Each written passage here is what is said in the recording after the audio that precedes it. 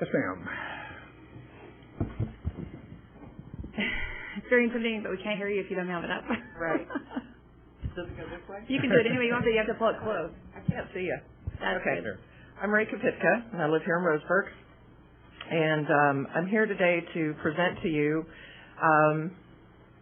basically a fraud that's being committed against the people of Douglas County. And we have an evidence book that we want entered into the record today. And Loma, Dennis, if you would pass those out to the respective parties. So we're here to inform each of you, the commissioners, also County Auditor Caleb Franklin, Recorder Barbara Nielsen, Sheriff Chris Brown, and is Chris here today? In the back? We need to get one to Chris too.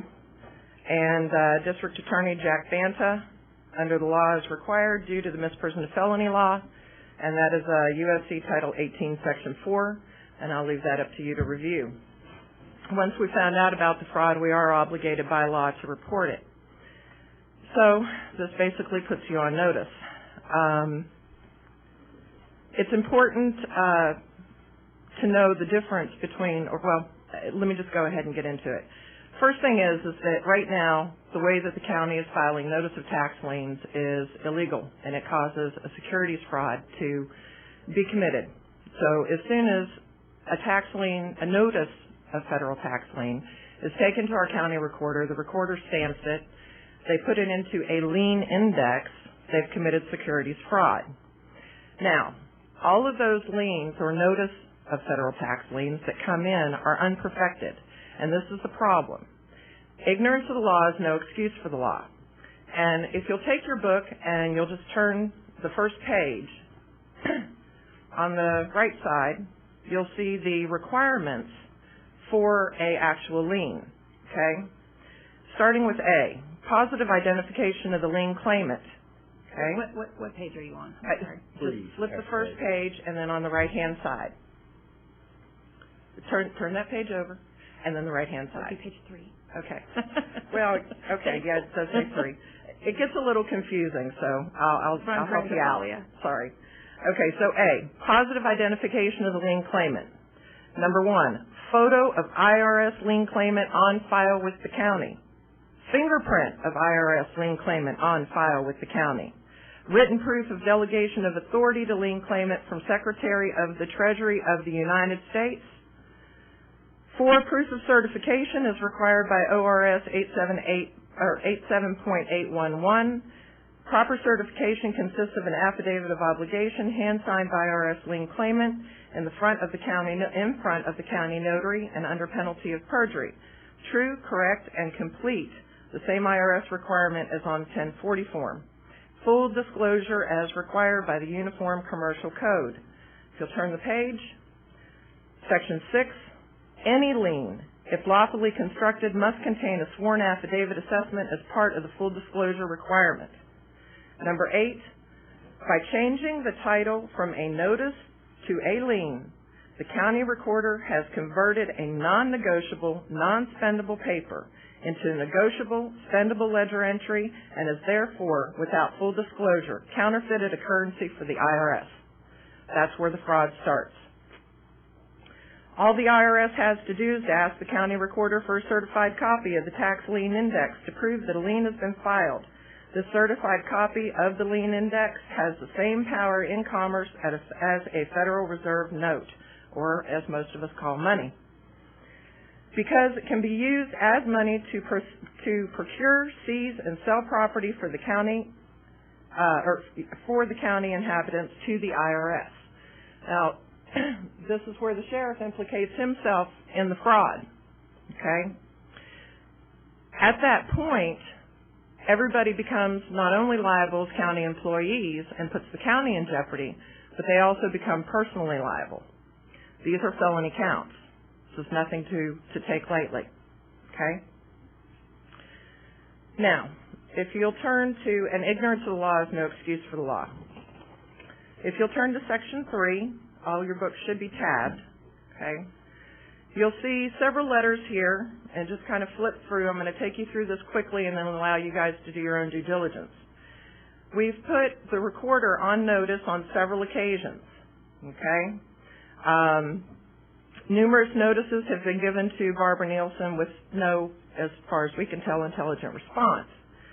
If you'll go over to the responses by Paul Meyer, just flip the page, you'll see a signature at the bottom.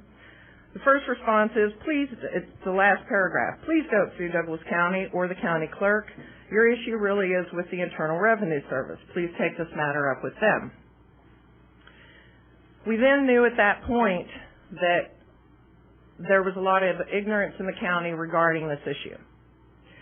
So we started doing our own due diligence and wanted to see if you all were bonded. We received another notice back from Paul Meyer saying, so far as I know, the county commissioners are not bonded. ORS 204.005 states that you should be, but the ORS statutes are a bit ambiguous. And if you are not, that makes you also personally liable. So I just want to point that out. If you'll flip over to Section 8, you'll find that the Federal Tax Lien Registration Act is not clear. On the right page, it does not say how a notice is to be filed. And just because federal law comes down to us, if it is ambiguous, it is our responsibility to clarify it. The political pecking order, okay, is number 1, God, number 2, the people, number 3, your city, county, and state government, then your federal government. Just because the feds or the state hand something down does not make it right. It is up to us to do our due diligence, make sure that the law is clear and that it is not ambiguous. Otherwise, we're liable. Section 11 and 12. I want to point out something in particular. It's a case called Strickland versus General Building. It is well established that a lien is lost if the steps required to perfect it are not taken in the same manner and within the time prescribed by law. This is critical. These liens are not perfected. They are not liens. They are notices of. They are basically a bill stating, we think you owe this. They're not worth the paper they're written on. And if anything came into the circuit courts, anything outside of the IRS, it would not be accepted. And we all know this. So why, just because it's the IRS, are we allowing this to occur? They have no more power or authority than anybody else and should be treated no differently. Section 13. If you'll look at a copy from our recorder's office, you will find that another felony is being committed by the disclosure of a Social Security number. Also, you'll notice some highlighted stamps on here pointing out the frauds. Okay? If you continue to flip through this section, you'll see that there are several counts of this felony on file with our recorder. A Herbert Hart letter is a response from the IRS to Mr. Hart, who sent a letter to them asking them if there really was an actual, quote, perfected lien from the IRS. Their response, regarding your request for the actual lien document, there is no such document other than the notice of federal tax lien. By definition, a lien is not a document. It is a charge upon real or personal property for the satisfaction of some debt or duty ordinarily arising by operation of law. These are notices. They are not liens.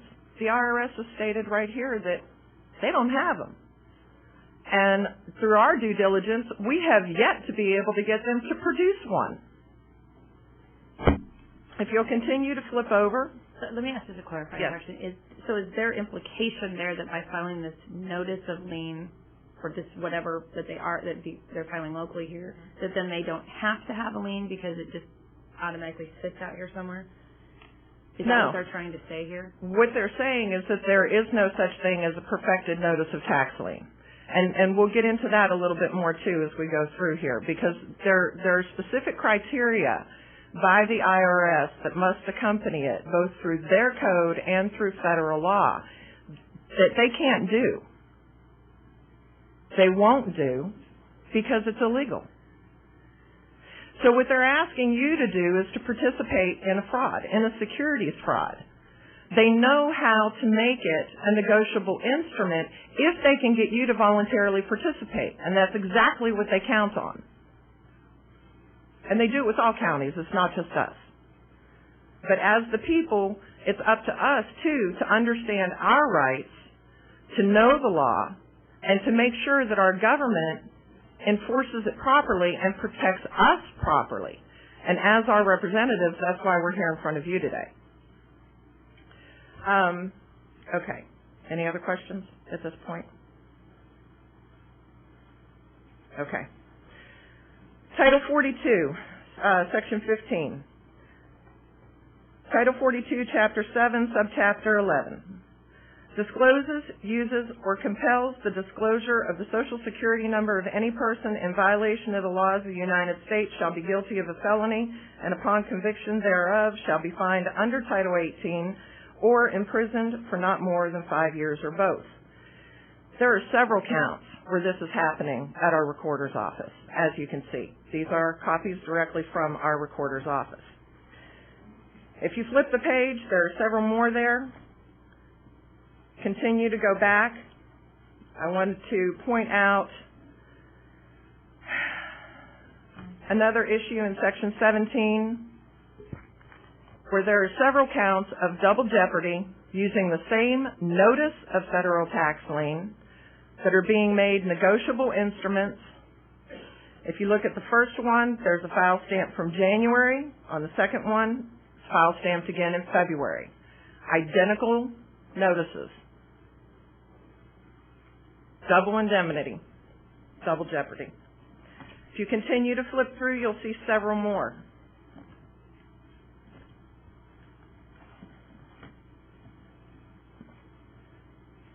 This is a huge liability, not only for the county itself, but also for each of you individually and personally.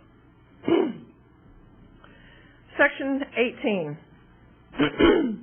This is very important.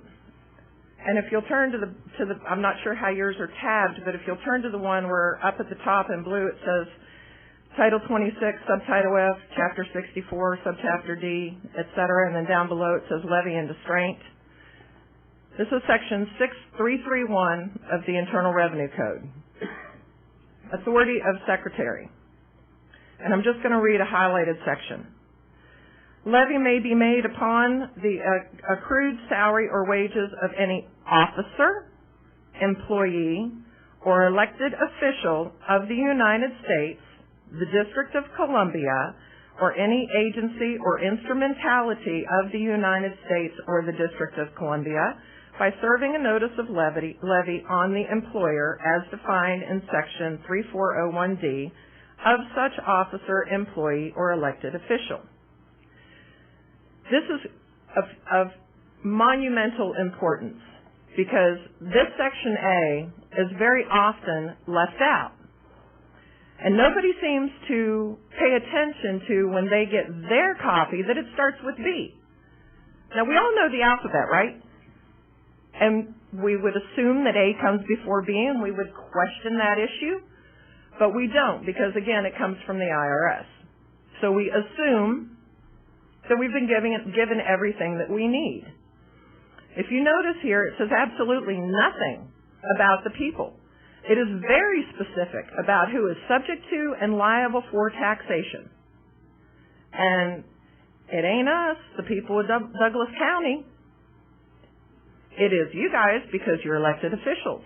You do fit into that category. So you volunteer. It is a voluntary system. They have admitted this. There's been court case after court case won. And you will find in doing your own due diligence through this that when you check into it, the IRS will tell you, yeah, you need to set up a notice of lien index, not a lien index. Requirement of notice before levy, and in general, levy may be made under subsection A upon the salary or wages or other property of any person with respect to any unpaid taxes only after the Secretary of the Treasury of the United States has notified such person in writing of his intention to make such levy. It's not occurring. We're not making sure that the proper documentation is there. That's why we're assisting them in committing a fraud. If you'll go to Section 20,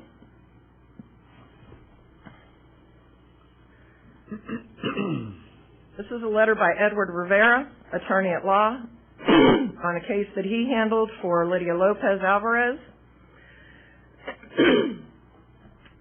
In all the states of the Union, the levy is the judicial procedure whereby a judicial officer, a marshal, or sheriff actually seizes property belonging to a person who owes a sum of money or even property itself. The person whose money or property is being seized has had an opportunity to present a defense in court and has lost. These notice of levies are denying every person that they are filed against due process of law. That is one of our most fundamental rights. The marshal or sheriff is acting on the authority of a writ or instruction by a court to satisfy the judgment of that court. Have you ever seen a writ attached to any of them? Sheriff Brown? I'm sorry? Go ahead and make your presentation. I'm asking a question. I think it deserves an answer. Have you ever had a writ or a judicial process attached to the liens and seizures? Ray, why don't you go ahead and finish up, and then we'll give some comments from others, if you would. The writ establishes the authority of the person who is to seize the property. The property to be seized may be described in the writ or a separate document. This is not occurring. If you'll flip over about three paragraphs down, a proper judicial levy empowers a state officer to act on behalf of a court in carrying out a prior court order. The seal of the court and the language in the levy imbue the state levy officer with the authority that he needs to seize the property belonging to the person against whom the levy is to be executed. The notice of levy does not have this. It makes the sheriff personally liable too, and the county. They're illegally seizing property. If you will go to Section 22,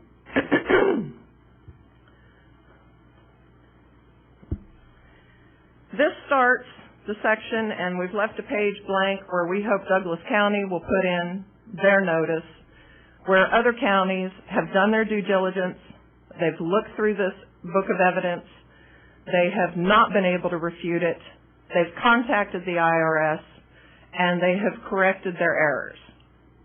And they have set up a notice of lien instead of a lien index. This is what we expect Douglas County to do after they've done their due diligence. In Section 24 and 25, because of the liability that this is placed on the county, and we seriously hope that this does not occur, but it is a possibility that a class action suit could be brought against the county. This is not what we want to see happen. What we want to see is this heinous crime corrected, made right, so that the people's rights are being protected. But because of what's occurred, there is that possibility. Can I ask a clarifying question? Are you simply asking for us to change the notice, as did King County, Seattle, Washington, to reflect this? And San Bernardino and others. Resolve our responsibility in this issue completely, in your opinion? I mean, as far as that fixes where our error is. I'm not an attorney. I understand that. Okay, and I can't give you legal advice. What I can say is that in doing that, it does correct the securities fraud. And it should not be stamped. Would you just read that letter into the record from Diana McInnes-Rios, Superintendent of Records? It's on, right on the same facing page as Space Reserve 4. Very short, but I think what you're asking us is very simple. In response to a customer's request for clarification, I instructed staff to change the description of the term posted on our website drop-down menu from federal tax lien to federal tax lien - notice of. It is. Yeah.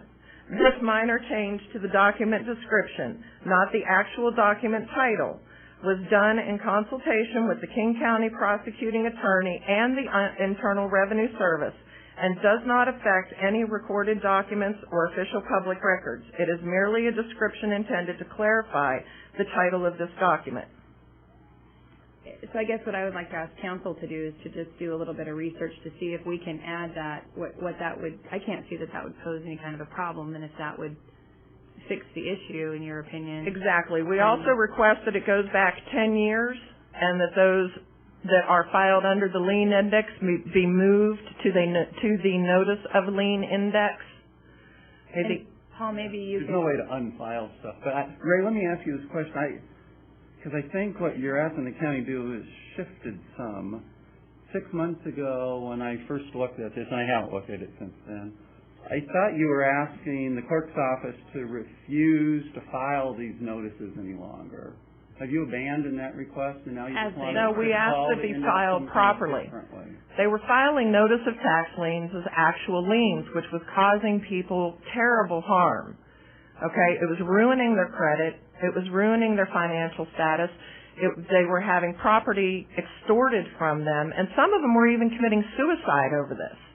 I guess what I'm asking, Paul, is could you just do the research? I'm not asking for a decision, but could you just do the research, contact King County, this person, and just see why they did that, and if that's a problem? And sure. Maybe we could. If the only issue is what do we call the index, that's probably not. I think that is it's not the only issue. It's also the way that it's stamped. You do not want to make it a security. You do not want to make it a negotiable instrument. So that's the other thing that you need to look into. You can contact these other counties. Like I say, I'm not an attorney. I'm not going to give you the legal advice. You need to do your due diligence. Recorded, aren't they, with a date? And by the way, there's lots and lots of other counties. I just have you worked with any other counties in this state? Well, we will be. Absolutely. And we are currently working with 3 other counties. If another county that we work with on other issues has been through this and taken whatever action. Not right now. Not the King County. Everybody is bringing it up right now here in Oregon, and we are working closely with them. Right. And we do work with them through NACO. Maybe we could, letters from Hawaii, it should be done across the state. Yeah. Well, that's what I'm thinking is that we belong to an Association of Oregon Counties who does have legal representation, and rather than have to go through this with every county over and over again, we all might as well fix it at the same time. That's what we're suggesting. Well, we'll look at this. And I think the fundamental issue, as I understand it, and the reason I told them they needed to deal with the IRS rather than a recorder's office, I think the fundamental concern is that individuals aren't subject to income taxation, and then I think it spins out. Now, the fundamental concern is the fraud. The county's only involvement is receiving the notices from the IRS and recording. And that constitutes the fraud the way it's currently being filed, that you're committing several felony offenses the way that it's occurring. That's fine, right? We need to agree to disagree on that issue. But if the only issue that you're asking the clerk's office to consider now is changing the name of the index, we're asking them to change whatever is necessary to not be committing a felony offense. Well, we probably will never agree about what constitutes. That's why we gave you the evidence book and request you to do the due diligence yourself. So step 1, and maybe an obvious fix to an underlying part of all of this, is to change some wording. Correct. And we can work. You can make some contacts, and that would be maybe step 1. One thing I want to point out to you too is if a suit should be brought, there is in the back of the book. There is information regarding the CAFR report, or the Certified Financials, comprehensive annual financial report. There are surpluses there. A lot of that money belongs to Douglas County and the other counties, and that could be a place that could protect the county against bankruptcy. Thank you for your time. Thank you, Ray. Thank you. We're all here to answer your questions. Well, I am Loma Wharton. I live here in Douglas County. whatever it is that you guys do and the index that you change, keep in mind we're going to continue to check. And if the recorder is stamping a document that does not provide due process, it's still a seals violation, and we will pursue that.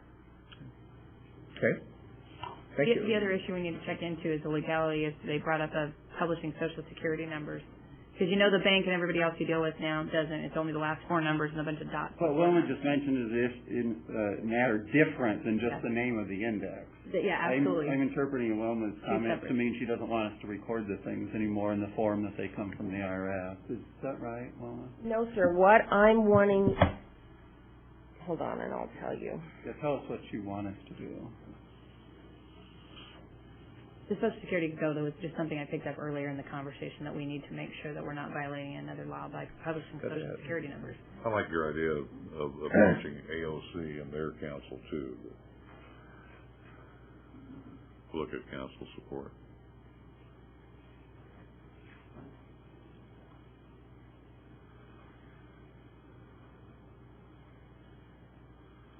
Chapter 47, Fraud and False Statements, Title 18, Section 1020. You have a page. Section 1017, I am on page 10. Government seals wrongfully used and instruments wrongfully sealed. Page 10 or tab 10? Page 10. I believe it's page 10.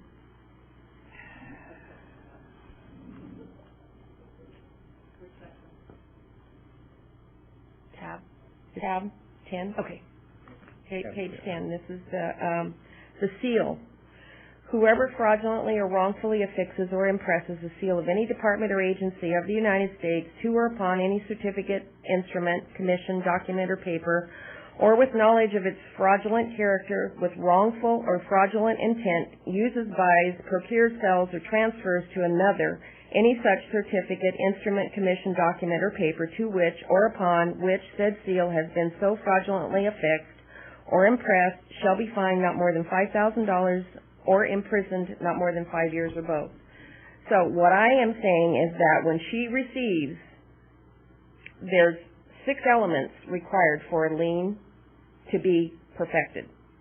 Okay, number 1, the lien instrument must be evidently, patently, obviously, be a lien perfected by being formally and clearly titled lien, declaration of lien, affidavit of obligation, and mandatorily. It's by exhaustive commercial content, which is full disclosure as follows in these next 2, 3, and 4 parts. The lien must contain an affidavit containing a plain statement of fact disclosing how the obligation of the lien was created, established, or arose. The lien must contain a ledger book or entry statement connecting purchases, services rendered, and or injuries sustained with a claim of obligation such that each purchase, service, and or injury is presented in a one-to-one correspondence with its partial claim of obligation. This is called a true bill of commerce or an itemized statement. 5. The lien must contain a statement, either specific or general, of the property being seized for the lien debtor to satisfy or to guarantee satisfaction of the obligation of the lien. The lien, affidavit of obligation, mandates the necessity of the hand-signed, notarized signature of the affiant attesting to the validity of the affidavit as being true, correct, and certain, and the signature also affixes the responsibility for the truthfulness, accuracy, and certainty of the claim on the doorstep of the affiant. The doorstep of the affiant is the IRS, and if they're not going to provide these 6 elements, it's just a blank piece of paper, and the recorder shall be required to keep her certified seal off of it.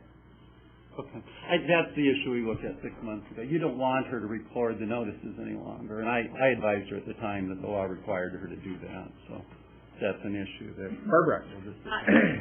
I just want to let you know, Commissioners, that we will be having our Association of County Clerks meeting later this month. This comes up with, thank you. This comes up with all 36 counties. We've talked about it over and over again. Everybody goes to their counsel on this. We are doing it like we are instructed. Changing to notice of lien index is not the big deal. So there's more to it than that, and we will be addressing this again, I'm sure. Okay. Okay. Well, thank you.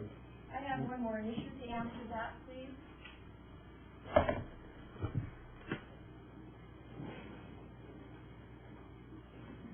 I know you gave it earlier, but can you tell me your name again? Loma Wharton.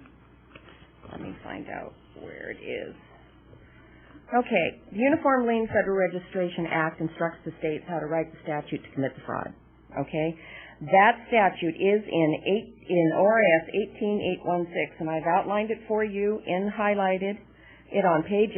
If a notice of federal lien is presented to a filing officer, the officer shall forthwith file it alphabetically in an alphabetical index. That's her instructions. That's what needs to be changed. Okay. Thank you very much. We will obviously, after having the feeling that we're kind of drinking from a fire hose here, Yeah, that's an the awful lot of problem. information. We appreciate it.